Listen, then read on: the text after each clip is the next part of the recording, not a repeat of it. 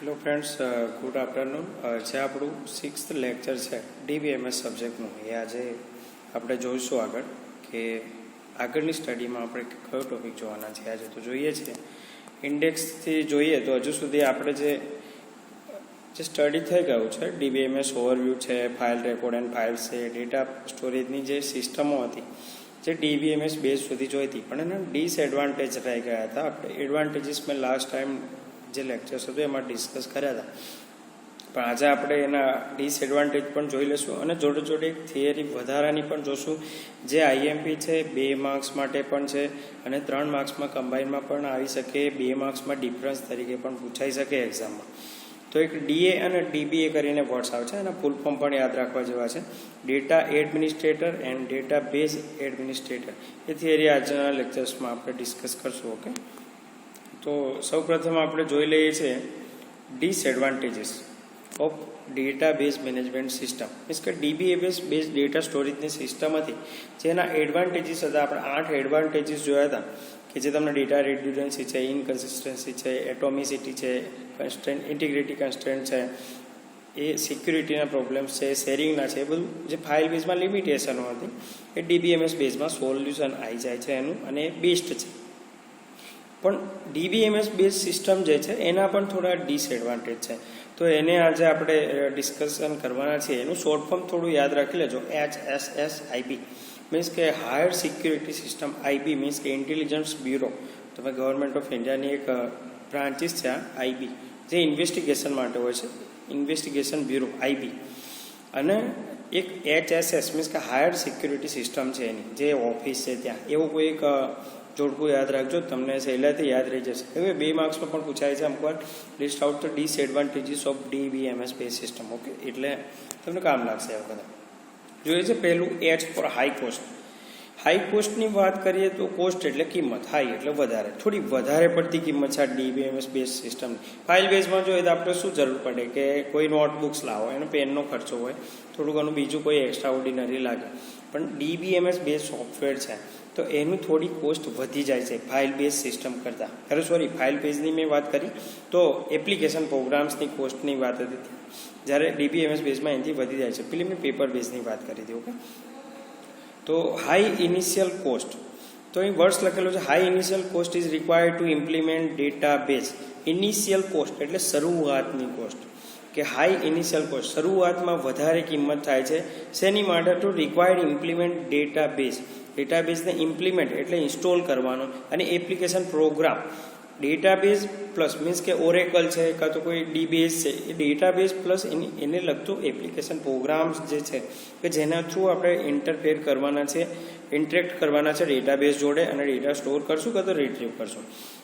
તો application program behind the DBMS software, એટલે DBMS સોફ્ટવેરનું ઇન્સ્ટોલેશન સ્ટાર્ટિંગનું જે શરૂઆતનું છે એની કોસ્ટ થોડી વધારે છે. તો આ સેન્ટેન્સ થોડું યાદ રાખજો તમે લખવા માટે. ધેન સેકન્ડ છે કે conversion from older file system to database system is also costly છે in term of money and time. File base system means કે શું, તમે એક્સેલ કાં તો વર્ડમાં કાં તો એક્સેસમાં ડેટાબેઝ બનાવેલા છે એને DBMS ફાઇલ DB જે ફોર્મેટ છે એમાં કન્વર્ટ કરવામાં થોડું વધારે કોસ્ટલી થઈ જાય છે, મની રૂપિયાની લીધે પણ, પ્લસ થોડું ટાઈમિંગ પણ વધારે લાગે છે અહીંયા. તો એક બીજી ડિસએડવાન્ટેજ તમે કહી શકો DBMS બેઝ સિસ્ટમની. તો હાઈ કોસ્ટમાં 2 પોઈન્ટ્સ તમારે લખવાના થશે. ફર્સ્ટ છે હાઈ ઇનિશિયલ કોસ્ટ છે, શરૂઆતની કોસ્ટ છે ની, તો implementing database and application program behind the DBMS software છે. અને એની પછી છે conversion from older file system. File સિસ્ટમમાંથી DBMS બેઝ સિસ્ટમમાં તમે કન્વર્ટ કરો છો ડેટાને, તો એ વખતે થોડી કોસ્ટ તમારી વધી જાય છે. નેક્સ્ટ જોઈએ છે S for specialized man power. Specialized એટલે એક ફિક્સ, એની માટે સ્પેશિયલ આગવું મેન પાવર જોઈએ છે. મીન્સ કે કઈ રીતે તો જોઈએ છે સેન્ટેન્સમાં કે રિક્વાયર્ડ ધ સ્પેશિયલાઇઝ અલગ પડતા plus skilled manpower. Skill એટલે આવડતવાળા. Skilled manpower to design and develop the database. Design કરવું, ડેટાબેઝને ડિઝાઇન કરવો પડશે, પ્લસ એનું ડેવલપમેન્ટ છે કે કેટલા ટેબલ્સ હશે, કયા ટેબલ્સમાં કયા ડેટા ટાઈપ્સ હશે, સાઇઝ હશે, એ આગળ જેમ જેમ આપણે જશું એમ જોશું આગળના ચેપ્ટરોમાં.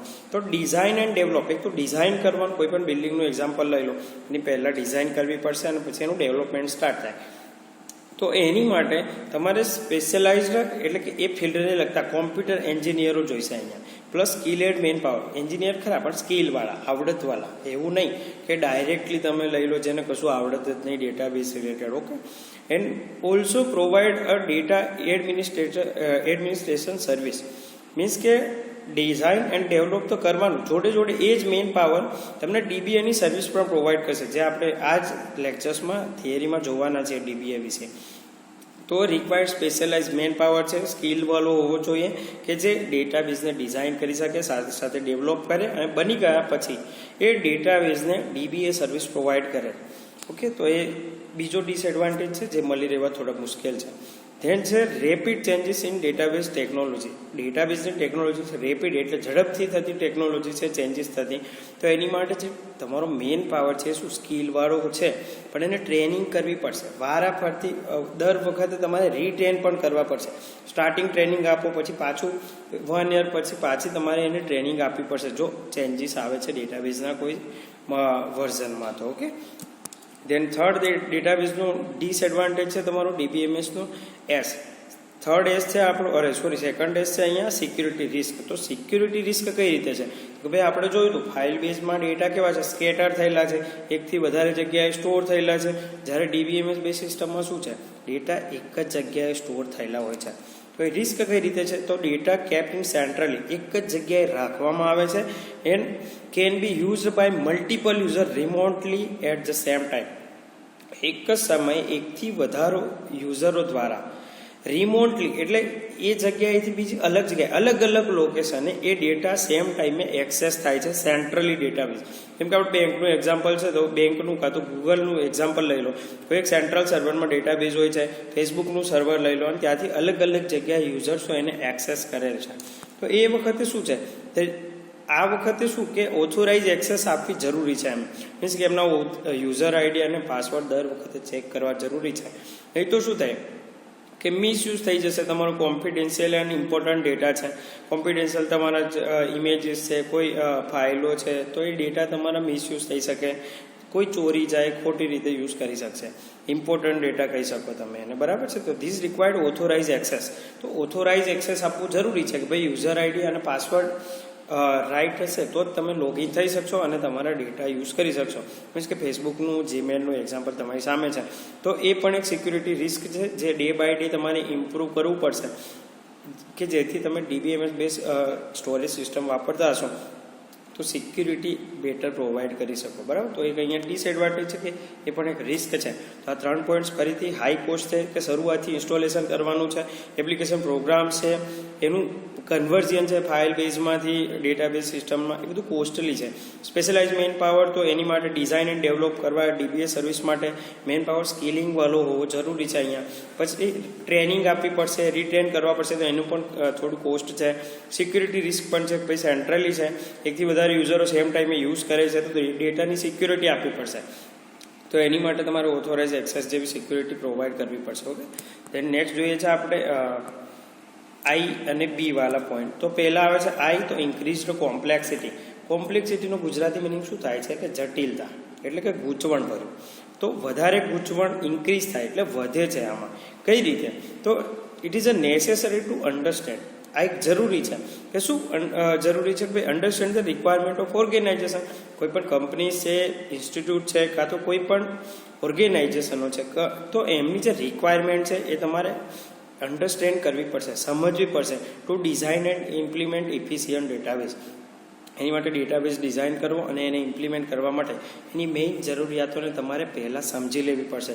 જેમ કે કોલેજનું એક્ઝામ્પલ લઈ લઈએ અહીંયા કે કોલેજ છે તો એનો ડેટાબેઝ બનાવવો છે તો મારે કેટલા ટેબલ ક્રિએટ કરવા. ભાઈ ફેકલ્ટીઝ છે, મેનેજમેન્ટ છે, સ્ટુડન્ટ્સ છે, એમાં ફી છે, લાઇબ્રેરી છે, કેન્ટીન છે, આ દરેકના ટેબલો મારે કેટલા ટેબલ બનશે, કયા ટેબલમાંથી ડેટા કયા ટેબલ જોડે લિંક કરવા પડશે, એ દરેકે દરેક જરૂરિયાત આપણે સમજી લેવી પડશે. એના કસ્ટમર જોડેથી, કંપનીના જે યુઝર છે, તમને જે ઓર્ડર આપે છે ડેટાબેઝ ક્રિએટ કરવાનો એની જોડેથી, કે જેથી તમે ઇફિશિયન્ટલી એટલે કે કાર્યક્ષમ ઓછા સમયમાં બહુ સારો એવો ડેટાબેઝ ક્રિએટ કરી શકો, ડિઝાઇન કરી શકો અને સહેલાઈથી ઇમ્પ્લિમેન્ટ કરી શકો. ઓકે.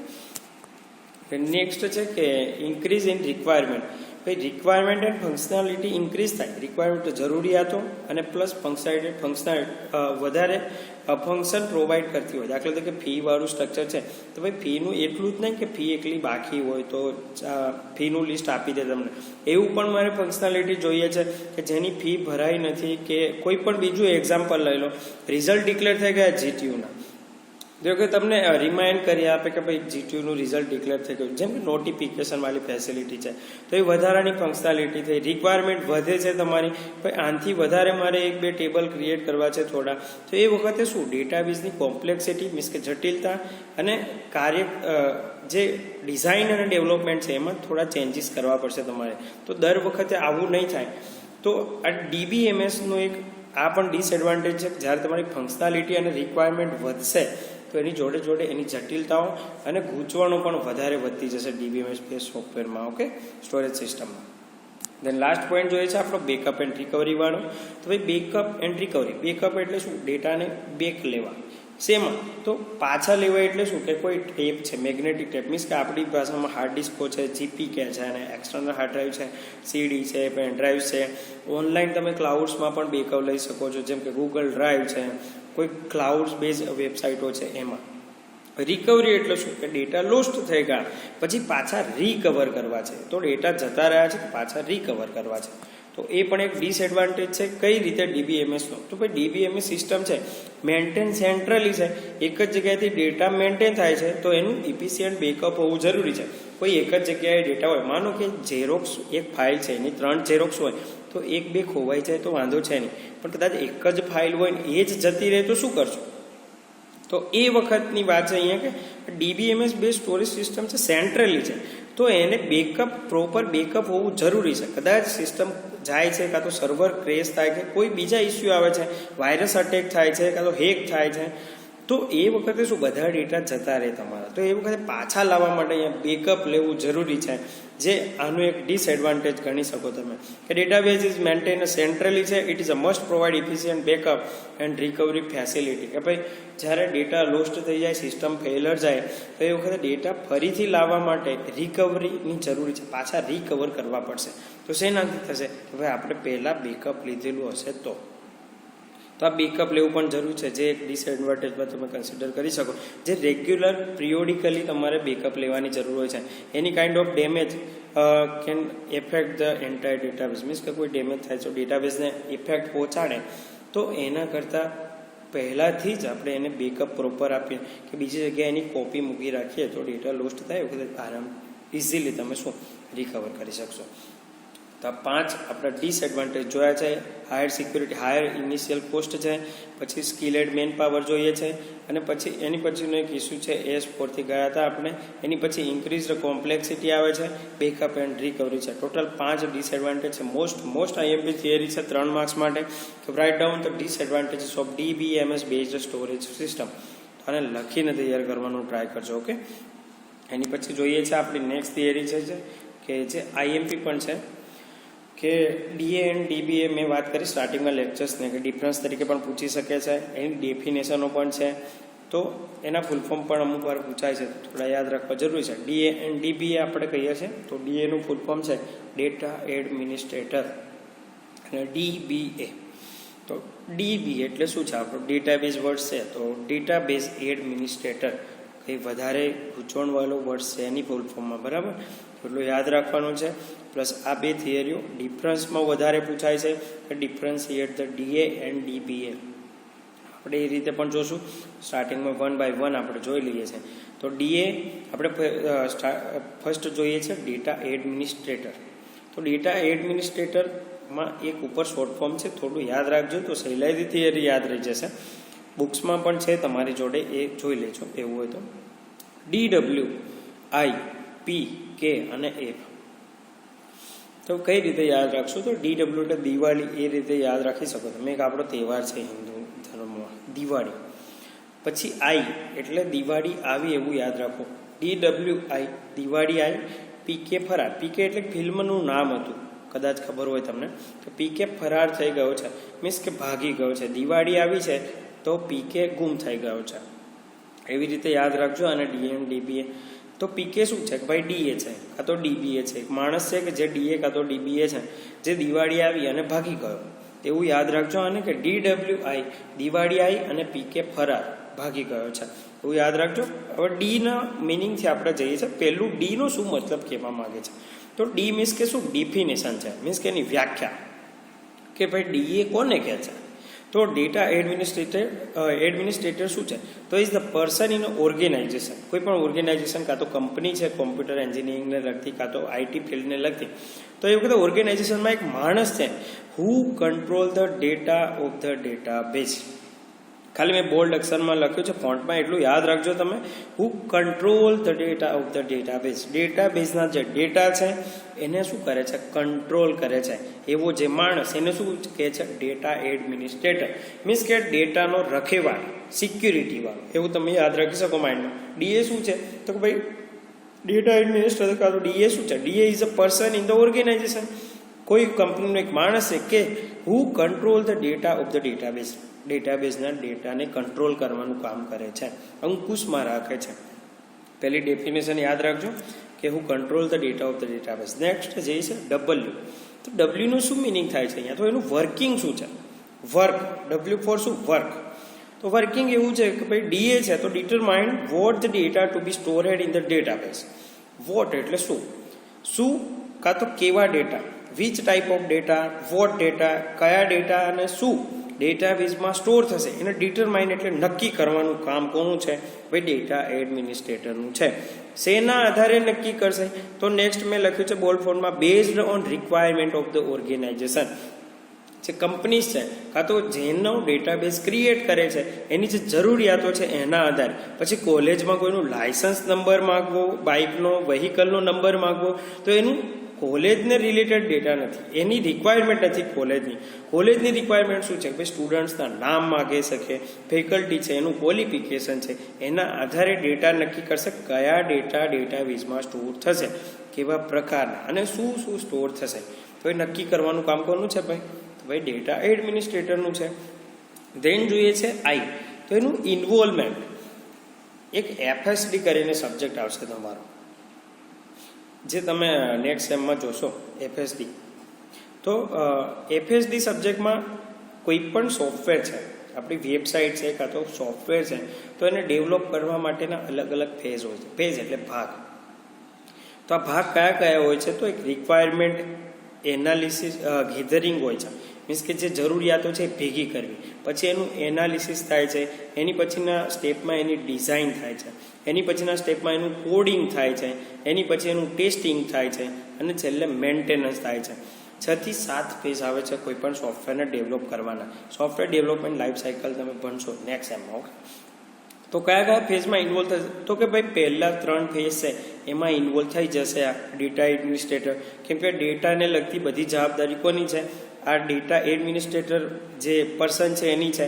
તો શું રિક્વાયરમેન્ટ ગેધરિંગ, જે જરૂરિયાતો છે ડેટાબેઝને લગતી, કયા કયા ટેબલો બનાવવાના છે, તો એ માહિતી ભેગી કરવાનું કામ છે. પ્લસ એનું એનાલિસિસ કરશે, કોઈ ટેબલ વધારે બની ગયું છે તો એને રિમૂવ કરવું છે, એને એનાલિસિસ કરે, ડિટેલમાં સ્ટડી કરવી. અને પછી શું છે ડિઝાઇન, કે ભાઈ ફાઇનલી ડિઝાઇન કરશે કે આટલા ટેબલ હશે, આટલી કોલમ હશે અને આ ટેબલો લિંક થશે એકબીજા જોડે. તો આ 3 ફેઝમાં ઇન્વોલ્વમેન્ટ એટલે અહીંયા હાજરી આપે છે કાં તો પ્રેઝન્ટ રહે છે આ ડીએ, બરાબર છે. નેક્સ્ટ જોઈએ છે પી.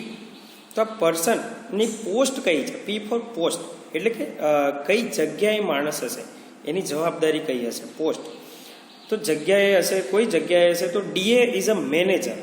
કોઈ પણ કંપની છે, ઓર્ગેનાઇઝેશન, એમાં મેનેજર હશે કાં તો સમ સિનિયર લેવલનો પર્સન હશે. સિનિયર એટલે બહુ સિનિયોરિટી વાળો પર્સન હશે કે જે અનુભવી હશે.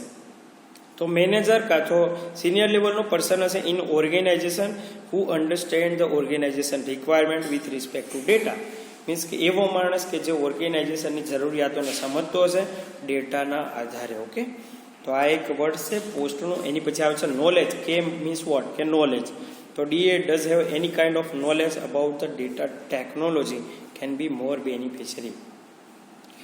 તો ચલો આનું ડેટાને સમજવાનું જ કામ છે, પણ એની સિવાય ડેટાબેઝની ટેકનોલોજી થોડી ઘણી જાણતો હશે કે કઈ ટેકનોલોજી છે, કઈ રીતે ડેટા સ્ટોર થશે, એની રિલેટેડ થોડું નોલેજ હશે તો ઓર્ગેનાઇઝેશનને શું થોડું ઘણું ફાયદાકારક રહેશે, બેનિફિશરી રહેશે. ઓકે ભાઈ લાસ્ટ જોઈએ છે આપણે એપ, તો ફોકસ કે એના પર વધારે કેન્દ્રિત થયેલો માણસ હશે, એના પર ધ્યાન રાખતો માણસ હશે.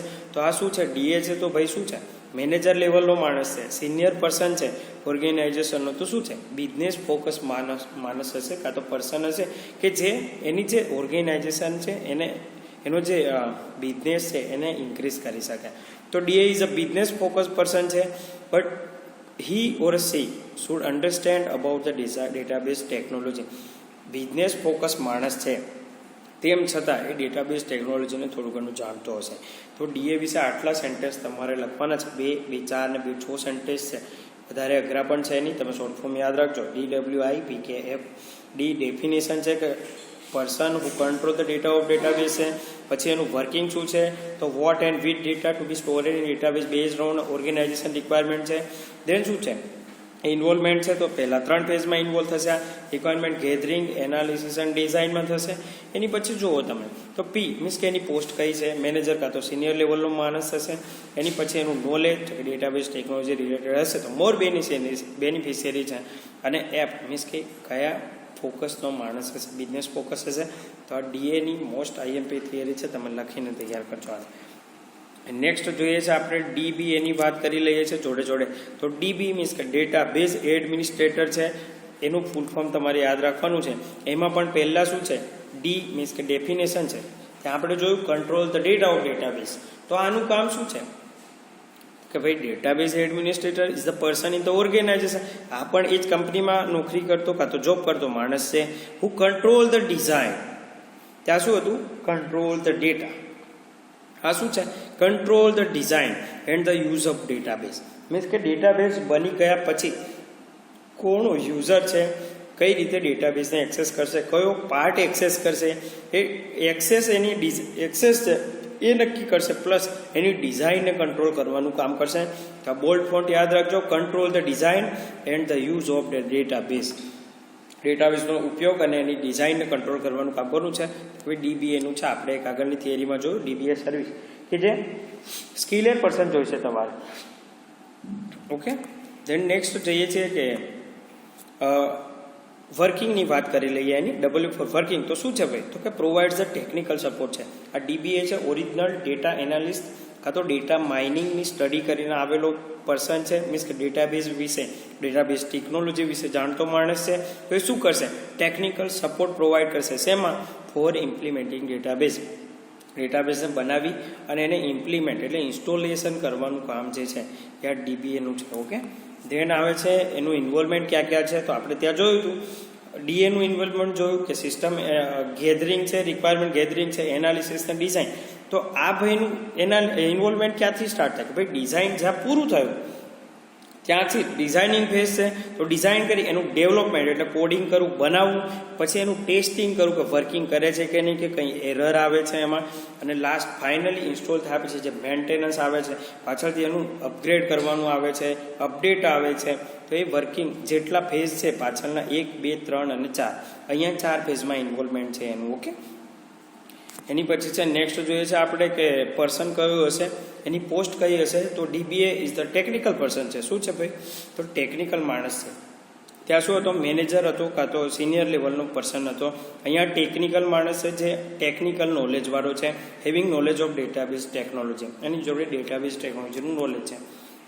એન્ડ પછી છે DBA does have any kind of knowledge. કે ફોર નોલેજ છે તો knowledge about the functionality of organization. ભાઈ ડેટાબેઝ ટેકનોલોજીને જાણે છે પણ બિઝનેસને લગતું થોડું ઘણું નોલેજ હશે તો કોઈ પણ ઓર્ગેનાઇઝેશન માટે શું બેનિફિશિયરી હશે. તો અહીંયા ફંક્શનાલિટી ઓફ ઓર્ગેનાઇઝેશનનું નોલેજ હશે તો થોડું ઘણું બેનિફિશિયર હશે, ફાયદાકારક હશે. એની પછી જઈએ છીએ કે કયા પ્રકારનો ફોકસવાળો માણસ છે. તો અહીંયા ડીબીએ ઇઝ અ ટેકનિકલી ફોકસ છે. ત્યાં શું હતું, બિઝનેસ ફોકસ માણસ હતો. અહીંયા ટેકનિકલી ફોકસ પર્સન છે કે જેને ટેકનોલોજીનું જ નોલેજ છે. પણ અન્ડરસ્ટેન્ડ અબાઉટ ધ બિઝનેસ, થોડું ઘણું નોલેજ અને બિઝનેસનું પણ જોડે જોડે છે કે જે ફાયદાકારક હશે. તો અહીંયા આના પણ 6 પોઈન્ટ છે કે અહીંયા શું કંટ્રોલ કરશે તો કે ભાઈ design and use of database control કરશે, ટેકનિકલ સપોર્ટ પ્રોવાઈડ કરશે, 4 ફેઝમાં ઇન્વોલ્વ થશે, ટેકનિકલ પર્સન છે, બિઝનેસનું થોડું ઘણું નોલેજ હશે તો ફાયદાકારક રહેશે અને ટેકનિકલી ફોકસ માણસ છે. 1 by 1 મેં થિયરી તમારી જોડે ડિસ્કસ કરી છે. હવે આનો ડિફરન્સ ઝડપથી જોઈ લઈશું, જે મોસ્ટ આઈએમપી થિયરી કહી શકો તમે. ડિફરન્શિએટ તો ડીએ એન્ડ ડીબીએ 2 માર્ક્સમાં પણ હોઈ શકે, 3 માર્ક્સમાં પણ હોઈ શકે, એટલે લખીને તૈયાર કરજો. સેન્ટેન્સ અહીંયા 3 ને બી 5 લખેલા છે, આપણે 6 ભણ્યા છીએ, ખાલી એક સેન્ટેન્સ આપણું રિમૂવ કરવાનું છે. બાકી બંને સાઈડ તમે ડિટેલમાં આને સ્ટડી કરી જો. ફર્સ્ટ આપણે ડેફિનેશન જોયું ડી, તો ડેટા એડમિનિસ્ટ્રેટર, તમે એક પણ મુદ્દો લખી શકો, કદાચ ભૂલી જાઓ ફૂલ ફોર્મ લખી નાખવાના કે ભાઈ ડીએ તો શું છે, ડેટા એડમિનિસ્ટ્રેટર છે, અને ડીબીએ શું છે, તો ડેટાબેઝ એડમિનિસ્ટ્રેટર છે. આ એક તમે લખી શકો. એની પછી ડેફિનેશનો લખો છો તો આ શું છે, તો who control the data of the database છે. ત્યાં શું છે, who control the design and use of the database, આપણે હમણાં જ જોયું છે. એની પછી નેક્સ્ટ શું છે, વર્કિંગ શું છે, તો કયા ડેટા સ્ટોર થશે એ ડિટરમાઇન કરશે ડીએ. અહીંયા શું છે, ટેકનિકલ સપોર્ટ પ્રોવાઈડ કરશે implementing the database. Then third point છે ઇન્વોલ્વમેન્ટ ક્યાં ક્યાં છે એનું, તો રિક્વાયરમેન્ટ ગેધરિંગ, એનાલિસિસ એન્ડ ડિઝાઇનમાં છે. નેક્સ્ટ સામે જોઈ શકો તો તમે ડિઝાઇન છે, ડેવલપમેન્ટ, ટેસ્ટિંગ એન્ડ મેન્ટેનન્સ, કાં તો ઓપરેશનલ ફેઝિસ છે એમાં ઇન્વોલ્વ થશે. એની પછી શું છે, એની પોસ્ટ કઈ છે, તો કે ભાઈ મેનેજર કાં તો સિનિયર લેવલનો પર્સન છે જે ઓર્ગેનાઇઝેશનની રિક્વાયરમેન્ટને જાણે છે. ત્યાં શું છે કે ભાઈ ટેકનિકલ પર્સન છે જેને ડેટાબેઝ ટેકનોલોજીનું જ નોલેજ છે. એની પછી આપણે જોયું હતું લાસ્ટ પોઈન્ટ, કયા પ્રકારનો શેની પર ફોકસ નાખનારો પર્સન છે, તો ભાઈ ડીએ. તો ડીએ શું છે, બિઝનેસ ફોકસ માણસ છે, બિઝનેસ ફોકસ પર્સન છે. લાસ્ટ શું છે, આ બાજુ ડીબીએ શું છે, ટેકનિકલી ફોકસ પર્સન છે. ઓકે, તો અહીંયા આપણે ડિફરન્સ તરીકે પણ 2 માર્ક્સમાં પૂછી શકે, 3 માર્ક્સમાં પણ આવી જાય છે. એટલે આ થિયરી તૈયાર કરજો ડીએ એન્ડ ડીબીએ વાળી. અહીંયા અમે એક મોસ્ટ આઈએમપી થિયરી ડિસ્કસ કરી છે, ડીએ ડીબીએ. એક ડિસએડવાન્ટેજ પણ છે આ લેક્ચર્સમાં, disadvantages of DBMS base storage system. તો આને પણ સારી રીતે તૈયાર કરજો, જે તમને 3 માર્ક્સ અપાવી દેશે એક્ઝામમાં. બાકી કોઈ પણ થિયરી છે થોડી ડિટેલમાં 1-2 વાર રીડ કરશો તો તમને યાદ રહી જશે. પ્લસ ઇંગ્લિશ છે તો થોડું લખીને તૈયાર કરવાનો ટ્રાય કરજો. Okay, thank you very much. Next લેક્ચરમાં આપણે આગળની જે થિયરીઓ છે એની રિલેટેડ ડિસ્કશન કરીશું.